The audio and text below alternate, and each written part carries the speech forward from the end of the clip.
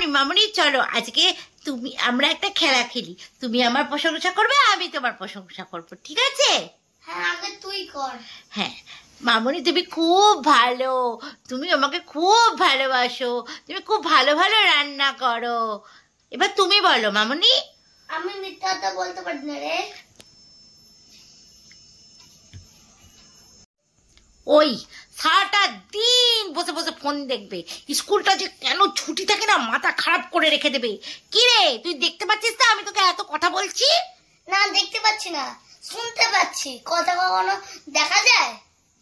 হচ্ছে তোর আজকে হচ্ছে কথার বেলায় এবারে ফুলঝুরি।